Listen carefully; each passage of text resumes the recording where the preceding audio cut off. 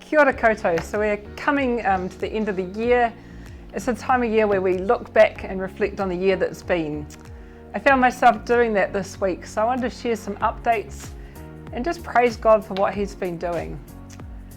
So we sent out some new mission partners this year, a young couple in their 20s with a young toddler who was serving alongside a team in a big city in South Asia, doing really well.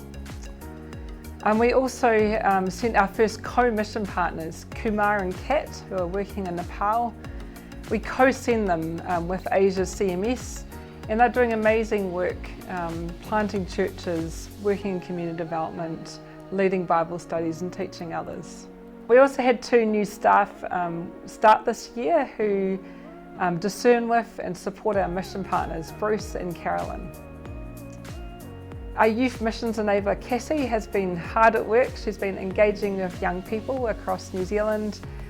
She's been recently hosting a group from Taranaki in Fiji, and then another group right now from Nelson in Fiji as well.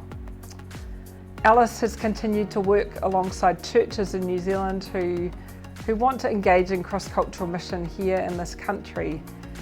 We've also had our 2 missions interns who she supervised graduate this year. The Māori Evangelist Initiative has continued gaining momentum. They see heaps of fruit, and we're praying for more evangelists to join them in this work. Recently, a whole group of us from CMS went up to Paihia for the Wānanga or Symposium. This was to coincide with 200 years since the Williams family came, and we learnt together about the stories of this land and what that means for us today. And I wanted to share 2 stories of just how I've heard God at work, what God's been doing. And one was our mission partner who serves in the Middle East is back in New Zealand, and she was sharing with young people about the work that God is doing and the Spirit's doing amongst refugee women in the country where she works, where they've seen a 3rd generation of believers, where she's baptised a woman, that woman's baptised somebody else, and then that woman has baptised someone else, seeing a movement of people coming to know Jesus. And she talked about their thirst to know more about Jesus and also the transformative power of the gospel in their lives. 2 of the young people who came said, "I want to be missionaries too," after they heard this person speak. The second one was this week actually. I talked to Bishop Given, who's the bishop in the Diocese of Kondoa in Tanzania.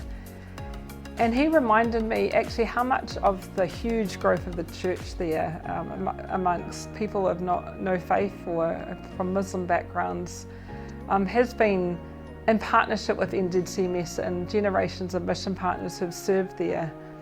And we continue in that partnership with Kondoa for a couple of different ways, and we praise God for the work of those in the past and the work that God continues to do. It's my 4th year serving as National Director of CMS. Continues to be a joy, especially witnessing what God is doing around the world. This week at our team meeting, we were looking at Zechariah's prophecy of Jesus' birth, and there's a promise that we can serve God without fear, in holiness and righteousness in all our days. That's my prayer for us at Advent, that we could serve God in holiness and righteousness, trusting that God would work in and work through us. May the Lord bless you.